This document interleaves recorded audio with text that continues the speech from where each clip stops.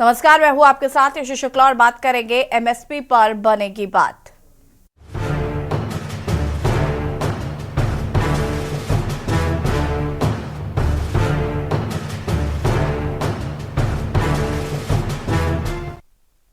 फसलों के लिए न्यूनतम समर्थन मूल्य सहित कई मांगों को लेकर प्रदर्शनकारी किसान नेताओं और सरकार के बीच आज चौथे दौरे की वार्ता होगी। उम्मीद है कि इस बार की बैठक में कोई रास्ता निकल सकता है। इससे पहले किसानों और सरकार के बीच 3 दौर की बातचीत बेनतीजा रही। किसानों ने अपनी मांगों को लेकर पंजाब हरियाणा बॉर्डर पर कई दिनों से डेरा डाल रखा है। वहीं हरियाणा में आज भारतीय किसान यूनियन की अगुवाई में किसान मजदूर संगठनों और सरपंचों की महापंचायत होगी, जिसमें आगे की रणनीति पर चर्चा की जाएगी। किसान आंदोलन के चलते हरियाणा के 7 जिलों में इंटरनेट सेवाओं पर पाबंदी 2 दिन और बढ़ा दी गई है। देखिए रिपोर्ट। सरकार से चौथे दौर की बातचीत से पहले शंभू बॉर्डर पर किसानों का प्रदर्शन छठे दिन भी जारी है। बॉर्डर पर जमे किसानों को सुबह सुबह चाय और बिस्किट दिए जाते हैं। इसके बाद दिन भर की रणनीति तय की जाती है। सिंघू बॉर्डर पर रविवार रात को ट्रैफिक बंद रहा। एहतियातन यहां पर एंटी राइट टीम को भी तैनात कर दिया गया है। भारतीय किसान यूनियन ने चेतावनी दी है कि अगर उनकी मांगे नहीं मानी गई तो वे बैरिकेड को तोड़कर आगे बढ़ जाएंगे।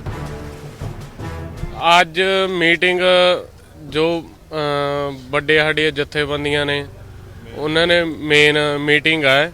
ਸਾਨੂੰ ਉਮੀਦ ਵੀ ਹੈ ਕੋਈ ਮੀਟਿੰਗ ਦਾ ਨਿਚੋੜ ਕੋਈ ਹੀਲਾ ਕੱਢਣਗੇ।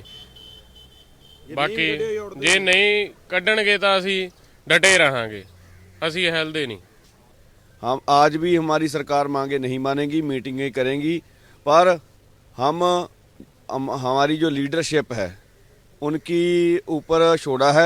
जब तो हमको कहेगी बॉर्डर तोड़ने हैं तो हम बॉर्डर तोड़ देंगे। चौथे दौर की बैठक के लिए केंद्रीय मंत्री अर्जुन मुंडा, पीयूष गोयल और नित्यानंद राय रविवार को किसानों से मिलेंगे। 15 फरवरी को तीसरे दौर की बातचीत हुई थी, लेकिन मैराथन बैठक के बावजूद कोई हल नहीं निकल सका था। एमएसपी के लिए कानूनी गारंटी के अलावा किसान स्वामीनाथन आयोग की सिफारिशों को लागू करने, किसानों का लोन माफ करने और पेंशन देने की मांग कर रहे हैं।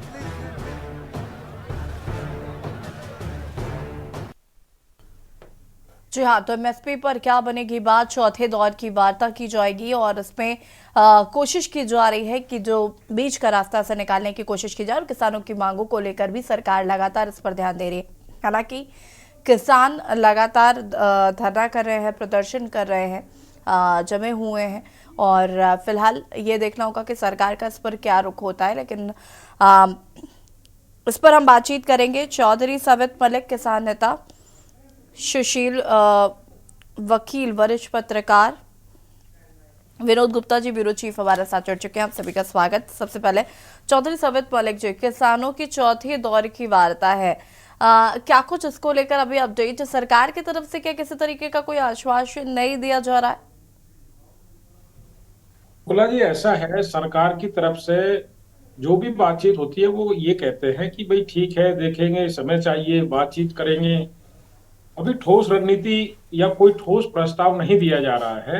कोई बहलाने वाली, फुसलाने वाली और लोगों को कैसे भी करके घर भेजने वाली रणनीति पे काम हो रहा है। अभी पक्के मनोबल से और समस्या का समाधान करने की तरफ सरकार का मन जो वार्ता हुई है उसमें भी नहीं लगा है। अभी तक जो भी बातें हुई है ऐसी हुई है कि कैसे भी करके इनको टाल दिया जाए और इनको घर भेज दिया जाए। बिल्कुल, वापस आते हैं। हमारे साथ विनोद गुप्ता जी जुड़े हुए, ब्यूरो चीफ है। विनोद जी, क्या कुछ जानकारी है? किसानों का ये आंदोलन, ये प्रदर्शन लगातार जारी है। चौथे दौर की एक तरफ जहां वार्ता चल रही है तो वही दूसरी ओर किसान रणनीति भी बना रहे हैं। बिल्कुल, देखिए जिस हिसाब से आज चौथे दौर की जो मीटिंग होने जा रही है चंडीगढ़ के अंदर, 3 केंद्रीय जो सीनियर मंत्री है केंद्र सरकार के वो है और साथ साथ पंजाब के मुख्यमंत्री जो बीच कैदी मदेसा का काम कर रहे हैं वो खुद बैठेंगे। हरपाल सिंह चीमा होंगे और जो किसान नेता है 13 से 14 जो किसान नेता वो शामिल होंगे। हाँ, कहीं ना कहीं जो दूसरी तरफ देखा जाए तो कुछ जो किसान नेता कम कह लीजिए, कुछ लोग जो उग्र रूप जो खासकर इस आंदोलन का दे रहे हैं, कुछ गलत तरह के जो लोग उसमें घुस चुके हैं। जैसे कल हमने देखा कि उसके अंदर खालिस्तानी समर्थक आ गए थे, उनके कुछ अलग तरह की वो उनकी जो अफवाहें थी या जवानों की तरफ पत्थरबाजी कर रहे हैं वो लोग हैं, वो लोग जरूर इस किसान आंदोलन को भड़काने की कोशिश कर रहे हैं। किसान शांति के साथ अपनी मांगों बनवाने के लिए बैठा है और सरकार से बात, यही कारण कि बातचीत भी चल रही है। कुछ लोग हैं जो इसको उग्र रूप दिखा दे रहे हैं, पत्थरबाजी कर रहे हैं, उनकी वजह से ही शायद हो सकता है किसान आंदोलन जो है भटक रहा है, या कह लीजिए कि लोगों की नजर में आ रहा है कि किसान उग्र हो चुके हैं। हाँ, अगर आज 6 बजे के बाद जो मीटिंग होनी है केंद्र मंत्रियों के बीच, हो सकता है कि आज का समाधान निकल जाए, और दोनों पक्ष भी चाहते हैं कि आज हर हालत में समाधान निकल जाए, जिससे कि आंदोलन समाप्त हो जाए। जी ठीक है, सुशील जी हमारे साथ जुड़े हुए हैं। सुशील जी, कैसे देख रहे हैं इस बार के किसान आंदोलन को? इससे पहले जो किसान आंदोलन हुआ था उसमें कहीं ना कहीं सरकार ने उन तीनों कानूनों को वापस ले लिया था। एमएसपी की बात कही जा रही थी, लेकिन उस पर चूंकि कोई अभी ठोस कदम नहीं उठाया गया, इस वजह से किसान फिर से आंदोलनरत है। और कैसे देख रहे हैं इस बार का किसानों का जो आंदोलन है उसे? देखिए, पिछले 2 साल में जो पहले एग्रीकल्चर मंत्री थे नरेंद्र तोमर जी, उनके साथ 22 मीटिंग हो गई। जब 22 मीटिंग्स में कोई हल नहीं निकला, लोग ये सोच रहे आज चौथी मीटिंग है तो चौथी मीटिंग में सारा चीज हल हो जाएगा। ये बड़ा मुश्किल है, ये हल होने का है नहीं। क्योंकि ऐसा है, ये जो आपका ये किसानों की जो डिमांड है, जैसे पेंशन फॉर फार्मर, चलो ये चल सकता है। लोन वेवर्स में देखना है कि ये छोटे किसान हो, मध्यम किसान हो कि बड़े किसान हो, कि ऐसे सरकार के लिए भी इतना इजी नहीं होगा। किसी के पास 20 लाख 30 लाख रुपया होगा तो सरकार ऑलरेडी कहेगा आप वेव कर लो। अब छोटे दर्जे जो किसान है, अगर उनका होगा भी 20,000 30,000 रुपया, सरकार माफ कर सकती है। तीसरा जो इनका डिमांड है WTO में, आप वहां से विड्रा कर लो। आप जैसे भारत सरकार ने वर्ल्ड ट्रेड ऑर्गेनाइजेशन के साथ एग्रीमेंट किया हुआ है, उस हिसाब से चलना है ना। अगर हम उनके साथ समझ तोड़ देंगे, फिर हम इंपोर्ट ज्यादा नहीं कर सकते। जैसे गेहूं हुआ, कोई चीज हमें जरूरत पड़ती है, एक्सपोर्ट में हमें बाधा आ जाएगी। ऐसे इनका जो सब्सिडी जो फार्मर दे रहे हैं, वो उसके पे मसला हो जाएगा कि WTO के एग्रीमेंट के हिसाब से सबको इक्वल सब्सिडी देनी है। अगर ये हर चीज में डिमांड ये कर लेंगे तो ये वो जायज नहीं होगा। अब MSP की बात कर लीजिए, MSP भी इतना इजी नहीं है सरकार के लिए। MSP पे आज ज्यादा से ज्यादा आज एक कमेटी बनेगी जो इसमें देख लेगी। आप देखो, सरकार के लिए भी दुविधाएं क्या है, ग्लोबल प्राइसेस को मद्देनजर रखना है। MSP उस हिसाब से तय होगा कि ग्लोबल रेट जो चल रहा है उस हिसाब से, ये नहीं कि हम उनको ये ग्लोबल रेट एक चल रहे होगा, हम इनको 10 टाइम ज्यादा देंगे। तो सरकार के पास दूसरा प्रेशर है, ज्यादा से ज्यादा प्रोक्योर करो। सरकार नहीं प्रोक्योर करेगा जितनी डिमांड हो। तीसरा, एक्सपोर्ट में भी जो कॉम्पिटिटिवनेस है वर्ल्ड ट्रेड ऑर्गेनाइजेशन के एग्रीमेंट के हिसाब से सरकार को वो भी देखना है।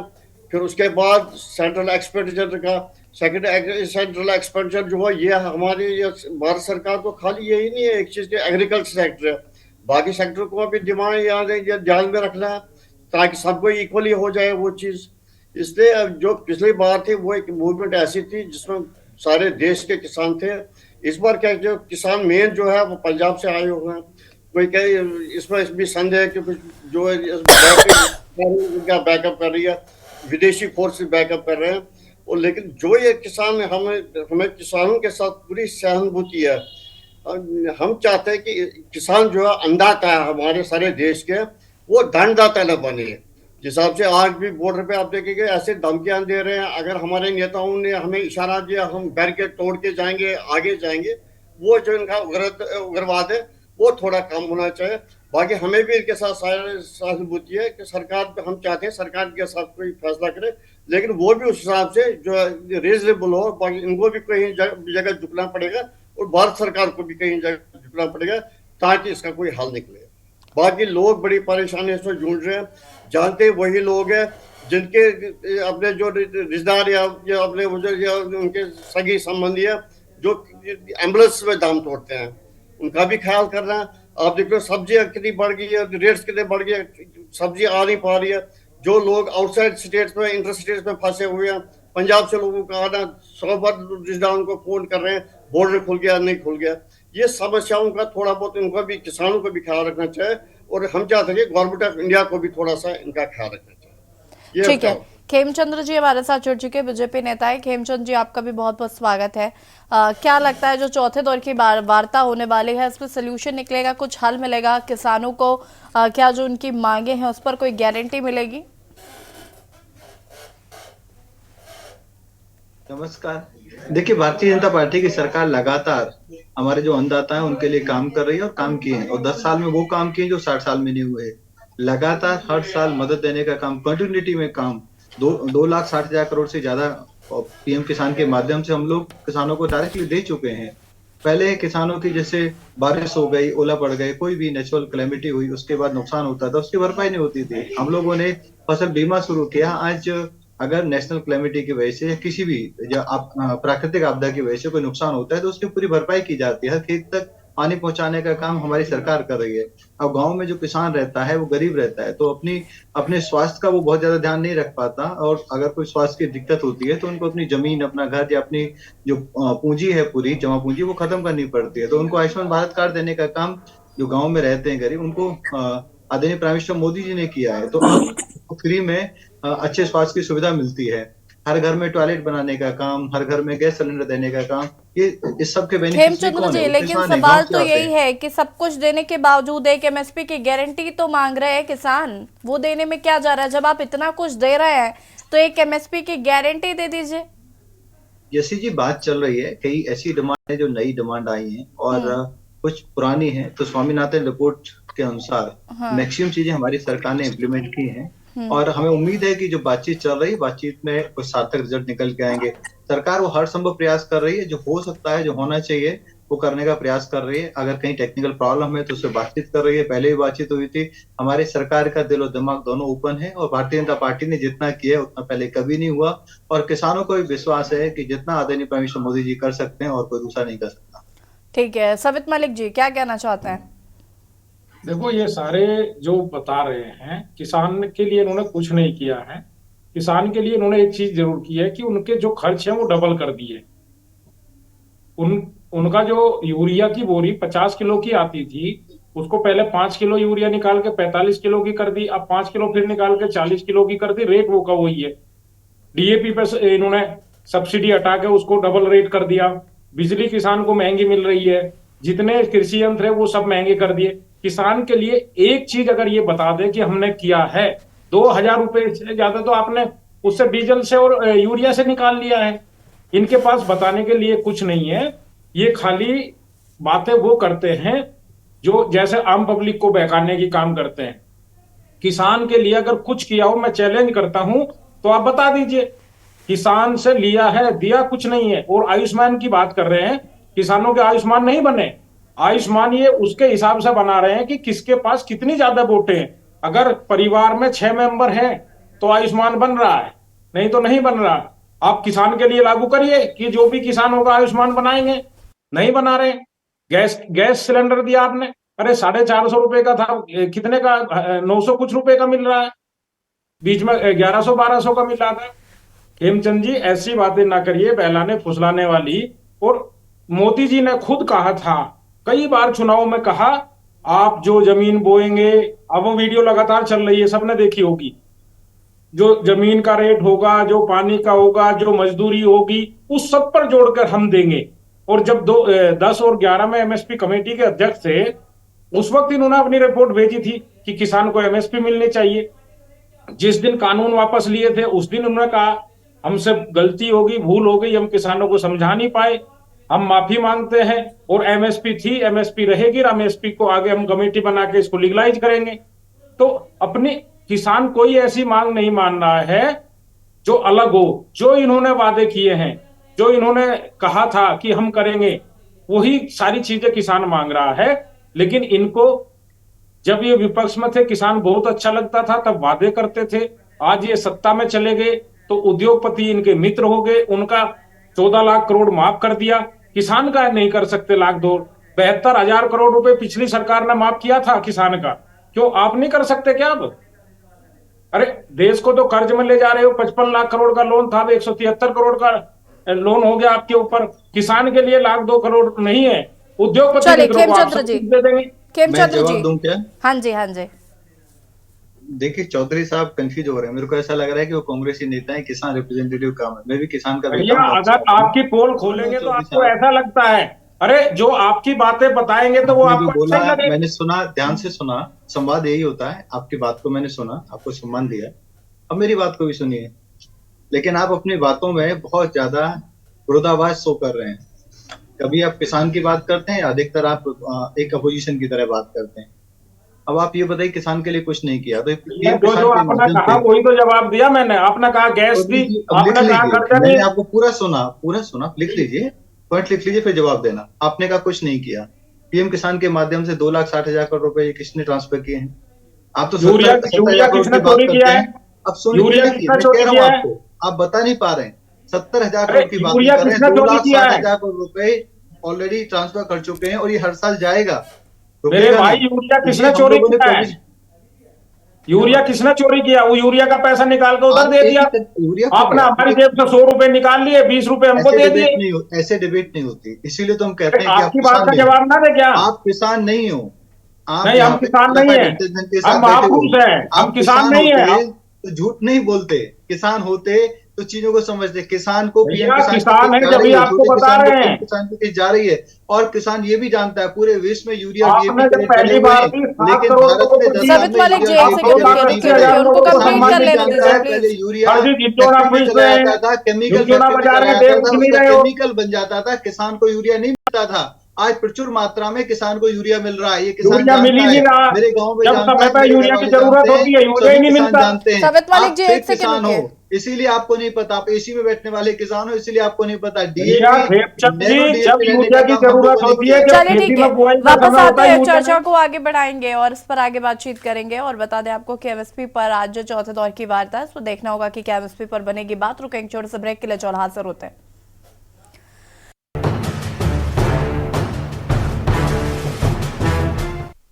ब्रेक के बाद एक बार फिर से आप सभी का स्वागत है और बात कर रहे हैं एमएसपी पर बनेगी बात और चर्चा इसी पर। मेहमान हमारे साथ लगातार बने हुए हैं सबित मलिक जी। लेकिन एक सवाल आपके लिए भी है कि खालिस्तानियों के समर्थकों के नारे कैसे लग सकते हैं? ये किसान आंदोलन किस दिशा में जा रहा है? देखो शुक्ला जी, पहले भी इन लोगों ने तमाम तरह के आरोप लगाए थे और वो लोग इनके प्रायोजित होते हैं। जब दिल्ली आंदोलन चल रहा था तब भी तमाम लोगों को पकड़कर हमने पुलिस के हवाले किया था, जो आंदोलन को खराब करने के लिए आते हैं। और अब भी कई लोगों को पकड़ कर दिया है। कई लोग पकड़े गए जो इंटेलिजेंस के या सीबीआई के लोग हैं, उनकी वीडियो वायरल कर दी हमने, उनको बता रहे हैं। और सरकार चाहती है आंदोलन कैसे कमजोर हो, कैसे इनको बदनाम किया जाए, ये अपने लोग भेजते हैं। किसान कभी नहीं चाहता कि वो उग्र हो, उनका आंदोलन खराब हो। वो अपनी लड़ाई, एमएसपी की लड़ाई लड़ रहा है। और हम तो कहते हैं जो इन्होंने वादे किए थे उसको पूरा करते, हम घर चले जाएंगे। कभी ये कहते हैं विपक्ष फायदा उठा रहा, कभी ये कहते हैं बाहरी ताकत आ रही। अरे हमारे देश की सरकार क्या इतनी कमजोर है कि बाहरी ताकत हमारे देश में घुस जाएगी? हमारे सेना, हमारी इंटेलिजेंस, हमारी आईटी बहुत मजबूत है। तब अब 13 महीने बहुत सारे आरोप लगाए। मोदी साहब परसों एक किसान बॉर्डर पे कह रहा था, अगर हमें दिल्ली जाने नहीं देंगे या तो हमें खालिस्तान दो, नहीं तो हम पाकिस्तान से मिल जाएंगे। क्या आप लग रहा है ये कोई किसान है, किसान की भाषा है? सुशील जी ये बताइए, आपने पंजाब को बिल्कुल अलग काट दिया। एक निहत्थे आदमी, निहत्थे किसान खड़े हैं, आप उन पर गोली चला रहे हो, पानी चला रहे हो, बारिश चला रहे हो। किसान दुखी मन से क्या क्या नहीं कहेगा। अरे घर में भी लड़ाई होती है, घर वाली कहती है या तो मेरी बात मानो, नहीं तो मैं मायके चली जाऊंगी। क्या आप ये बता दीजिए, ये किसान मार्च पास करने आए हैं कि वो सारा सामान लेके आए, 6 महीने का सामान लेके आए हैं, बुलेट प्रूफ ट्रैक्टर लेके आए हैं, आंसू का वो सामान लेके। बुलेट प्रूफ ट्रैक्टर कहां से आ गया सुशील जी? अगर एक भी बुलेट प्रूफ ट्रैक्टर होगा जो आप कहोगे हम हार जाएंगे, बुलेट प्रूफ ट्रैक्टर कैसे आ गया, कहां से आ गया?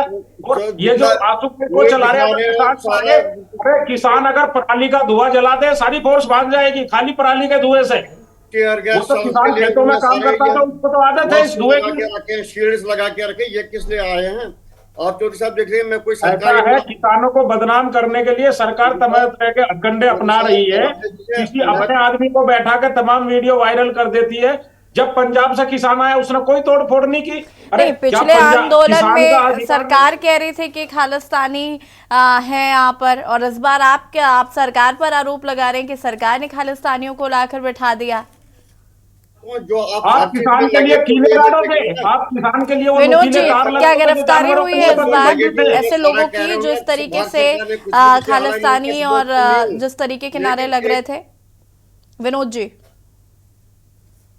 जी विनोद जी, क्या इस बार कुछ गिरफ्तारियां हुई हैं जो लोग आंदोलन को भड़काने की कोशिश कर रहे थे या खालिस्तानियों के नारे लगा रहे थे? देखिए, जैसे अगर बात करें जिस तरह से शंभू बॉर्डर के ऊपर जो किसान के रूप में जो कुछ लोग आए हैं, जो खासकर अमृतपाल के कह लीजिए कपड़े पहनकर उस पर उसकी फोटो होती है और नारेबाजी भी करते हैं, झंडे भी होते हैं, कहीं ना कहीं गिरफ्तारियां तो नहीं हुई है, जरूर इतना जरूर कैमरे में जरूर कैद हुए हैं और सरकार की जानकारी में भी वो आए हैं। कुछ जो भी एक वरिष्ठ पत्रकार महोदय जी हम बात कर रहे थे कि भाई जो बयानबाजी चल रही है खासकर किसान की, डल्लेवाल जो है किसान नेता है और 13-14 जो कमेटी जो जा रही है उसके अंदर भी वो पहुंच रहे हैं मीटिंग करने के लिए नेताओं के साथ, केंद्रीय मंत्रियों के साथ। उन्होंने भी एक बयानबाजी की थी कि जिस तरह से मोदी का ग्राफ और श्री राम मंदिर के होके बड़ा है तो किस तरह गिराया जा सके। तो कहीं ना कहीं नेताओं की बयानबाजी और कुछ जो खालिस्तानी सबत मलिक जी क्या कहना बयानबाजी चाहेंगे से कि आप कहीं ना कहीं सरकार की छवि आपकी- गिराने की मंशा से ही फिर ये काम कर रहे हैं, यानी कि आपकी नीयत साफ नहीं है, मन साफ नहीं है। किसान हमारे देश का ऐसा तो नहीं हो सकता। तो यही कारण है शुक्ला जी, हम्म। शुक्ला जी, ऐसा नहीं है। उस बयान को आधा अधूरा दिखाया गया। उनका कहना ये था कि राम मंदिर की वजह से जो उनका ग्राफ बढ़ा है वो इतने वो हो गए कि अब किसानों की बात नहीं सुन रहे, किसानों को कुचल रहे हैं, किसानों के लिए नुकीले तार लगवा रहे हैं, किसानों के लिए कीले गड़वा रहे हैं। जब उनका ग्राफ नीचे आएगा तो किसान की बात सुनेंगे, किसान की बात सुननी पड़ेगी। चौधरी साहब, आप हद से ज्यादा अरे तानाशाह हो कि लोकतंत्र में आप वोट के अधिकार से जीते हो। आप ये बताइए, क्या लोकतंत्र में ये जायज है कि आप किसी के लिए कीले गड़वा दोगे? क्या वो नुकीले तार लगवा दोगे? जानवरों के लिए प्रतिबंधित है, किसान हाईवे पर नहीं चलेगा। अच्छा, हम अगर दिल्ली जाए तो दिक्कत, और ये वोट मांगने गांव में आए, अगर हम इनको गोबर मारे उठा उठा के तो ये क्या कहेंगे? अरे लोकतंत्र थोड़ा ही है। किसान तो फिर भी इनका सम्मान करता है। खेमचंद्र जब जी। गांव को उठाए जाते हैं, वोट मांगने आते हैं तो रोते हैं, कहते हैं खेमचंद्र हमारा जी, साथ जवाब वो है, दीजिए और प्लीज। तुम उनको दिल्ली ना जाने तो हमारा हाईवे रोक दो। 2 साल पहले हमने देखा बॉर्डर पे क्या हालत होगी। 1 साल तक बॉर्डर बंद रहे, लोगों को कितनी परेशानियां होगी। हाँ, खेमचंद्र अब जी। इस बार मार्च करने नहीं आ अरे रहे। बॉर्डर किसने बंद किया है? बॉर्डर आपने बंद किया है ना। करने की किसान का बंद ठीक है, किया। सुशील जी हिसाब प्लीज से एक मिनट, सुशील जी प्लीज एक मिनट। खेमचंद्र जी जवाब दीजिए प्लीज। किसान ने बॉर्डर बंद नहीं किया, ना पहली बार किया था। सबित मलिक जी बीजेपी सुन लीजिए समर्थित- जरा, खेमचंद्र जी को भी सुन लीजिए प्लीज प्लीज। बीजेपी के समर्थित किसान रामलीला मैदान में बैठो, कौन रोकेगा? रामलीला मैदान में की जाती है। और अगर सबित किसान मलिक अपनी जी, फसल का सबित वाजिब दाम मलिक जी, मांगने आता है सबित तो उसके मलिक लिए जी, सबित आप मलिक बॉर्डर जी। पर सील लगा दोगे? सबित मलिक जी सुन लीजिए जरा, खेमचंद्र जी को भी सुन लीजिए। खेमचंद जी देखिए, किसानों की जो जेन्युइन समस्या है उनका हल जरूर निकले चल रही है और हमें पूरी उम्मीद बाकी सार्थक तरीके से कंक्लूड होगी। लेकिन बहुत सारी चीजें हो रही हैं जो आप देखते हैं कि प्रधानमंत्री नहीं रहेंगे, 2 साल में मर जाएंगे, बहुत सारी बातें हो रही हैं, चल रही हैं। वो लोग ये सब लोग दुनिया देख रही है, मैं उससे कुछ कमेंट नहीं करना चाहता। मैं खुद किसान आता हूँ, गाँव से आता हूँ, मैं किसान के दुख दर्द को समझता हूँ। किसानों के लिए जितना देने प्राइम मिनिस्टर मोदी जी ने 10 साल किया उतना 7 साल में नहीं हुआ, ये किसान मानता है। किसान तो भी कह रहे हैं 5 चीजें बता दो क्या क्या है, 5 चीजें बता दो क्या क्या है। 50-60 करोड़ किसान भारत में रहते हैं और ये तो 0.01% नहीं है जो बोलते हैं। ये नहीं कि उनको एक तरह से नकार देना चाहिए। खेमचंद्र जी आपकी आवाज नहीं आ पा रही है हम तक, शायद आपका कुछ नेट इशू है। सुशील जी, लेकिन लगता है कि इस बार का जो किसान आंदोलन है ये पिछली बार के किसान आंदोलन से काफी अलग है और यहाँ पर बहुत सारी चीजें, अराजकता भी कहीं ना कहीं साफ तौर पर देखने को मिल रही है। फिर दोबारा एक बार रिपीट कर दीजिए, ये शोर आ रहा सुशील है जी, इसमें। आपको लगता है कि पिछली बार की तरह जो किसान आंदोलन था उससे ये किसान आंदोलन काफी अलग है, काफी डिफर है, और इस बार किसान आंदोलन में वो एकता, जो जज्बा और जो जुनून हमने उस वक्त देखा था उसकी यहाँ पर कमी है, और इसमें जिस तरीके की बयानबाजियां हो रही हैं वो किसानों की छवि को खराब कर रही है। बिल्कुल कर रही है। आप शुक्ला जी देख लीजिए, इस टाइम जो भी किसान आए खाली पंजाब से आए, हरियाणा को कोई साथ नहीं दे रहा है, बाद किसान यूनियन साथ नहीं दे रहा, कोई किसान यूनियन साथ नहीं दे रही है। सिर्फ वो अभी देख रहे हैं कि हालत क्या रही है। वो कह रहे हैं अगर इन पर कुछ अत्याचार हो गया हम इनको सपोर्ट करके इनके सपोर्ट में आगे आ जाएंगे। पिछली बार जो थे एक मूवमेंट थी, सारे देश के सारे किसान मिले हुए थे, उन्होंने सारे जॉइंट फाइट दी। लेकिन इस बात में लग रहा है कि इसमें पॉलिटिकल पीछे भी मोटिव भी है। खाली पंजाब से ही क्यों से ये किसान आ गया? अब चौधरी जी कह रहे हैं कि देखो जी किसानों की बड़ी दुर्दशा, कुछ दिया। इसमें तो किसानों में से बहुत सारे लोग ऐसे 1-1 करोड़ की मर्सिडीज में आ रहे हैं, और खाली मर्सिडीज में नहीं आ रहे, मर्सिडीज के ऊपर 8-10 के वर्कर बैठे हैं। कौन किसान ऐसा होगा गरीब या कोई चीज जो आपने 1 करोड़ की मर्सिडीज पे 8-10 आदमी को बिठाएगा छत पे। इस बार वो चीज नहीं है, ये इसमें पॉलिटिकल मोटिव भी है और पीछे बहुत सारी संस्थाएं हैं। मेन चीज है इलेक्शन से पहले 2 महीने पहले क्यों हुआ ये, और दूसरी चीज है पॉलिटिकल जो सिचुएशन दिल्ली में चल रही है, कुछ ईडी का कुछ लोगों पे रेड पड़ रहा है, कुछ और आ रहा है, उनकी सरकार वहां पर चल रही है, इसमें कह रहे हैं उनका भी हाथ है, वो भी किसानों को भड़का रहे हैं। इसलिए इस बार जो है वो पॉलिटिकल या किसान मूवमेंट नहीं है जो पिछली बार थी। सवित जी, अब मैं आपके पास आऊंगी, लेकिन उससे पहले साकेत शर्मा जी आर्थिक विश्लेषक हमारे साथ जुड़ चुके हैं। साकेत जी, आपको बहुत बहुत स्वागत है। एमएसपी की गारंटी की मांग लगातार किसान कर रहे हैं, और अगर एमएसपी की गारंटी सरकार देती है तो क्या बदलाव किसानों के जीवन में आ जाएगा? आखिर क्यों किसान लगातार इसकी मांग कर रहे हैं?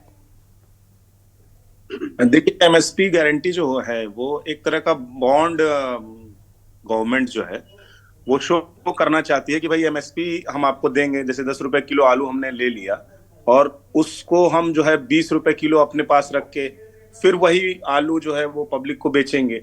तो ये कंट्रोवर्सी किसानों और सरकार के बीच में चल रही है। इससे जो है मेन थीम का आदमी अनभिज्ञ है कि भाई कैसे उस चीज को जोड़ा जाए, कैसे इन चीजों को जोड़ा जाए। जैसे हम जिस भी सब्जी मंडी या दाल मंडी या जो भी अनाज का रेट तय करती है सरकार, वो अपने पूरे होल ईयर्स का जो है वो पूरा बजट में वो निकाल के तय करती है कि भाई हम इतना पैसा जो है वो कृषि और एग्रीकल्चर पर इतना पैसा खर्च करेंगे और इतना ही अनाज हम इनसे लेके इतना ही सेल आउट करेंगे। जिसकी सब्सिडरी वो राशन, जो दुकानें हमारे यहाँ खुलती हैं, राशन कार्ड जो राशन दिया जाता है फ्री ऑफ कॉस्ट लोगों को, उस सब्सिडरी में जोड़ के देखती है।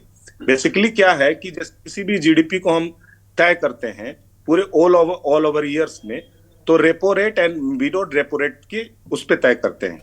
उसमें हमारा जो पूरी जीडीपी को अगर आप बजट को देखें, जैसे इस बार के बजट को देखें, तो उसमें बेसिकली कह सकते हैं कि 0.1% जो है वो पैसा एमएसपी और इनके बीच में लगेगा।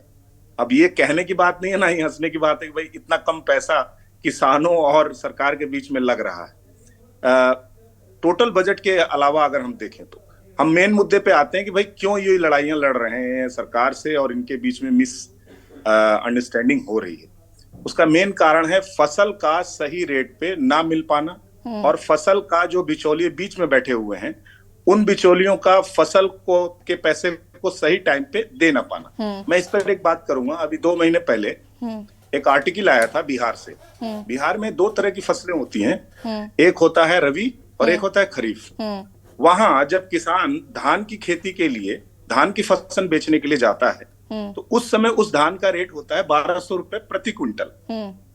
लेकिन वहां की सरकार जो अलाउ करती है कि हम जो इसको लेंगे 2000 रुपए प्रति क्विंटल, वो जो धान है उस धान को वो वहां पर नहीं बेच पाता, क्योंकि उसके पास पूरा टाइम बाउंड रहता है कि 3 महीने के अंदर आपको ये धान इतने पैसे में बेच देना। वो कहीं ना कहीं दोनों के बीच में जो है ना, साकेत जी, माफी चाहूंगी, वक्त की कमी है चूंकि आप देरी से भी जुड़े हैं, और फिलहाल बहुत शुक्रिया आपका जानकारी साझा करने के लिए। आप सभी का बहुत बहुत शुक्रिया चर्चा में शामिल होने के लिए। और हम बात कर रहे थे यहाँ पर एमएसपी पर, जिस तरीके से लगातार किसान आंदोलन कर रहे हैं और चौथे दौर की वार्ता है, इसमें सरकार का क्या रुख होता है वो देखना होगा। फिलहाल बुलेटिन में इतना ही। देखते रहिए के न्यूज़ इंडिया। नमस्कार।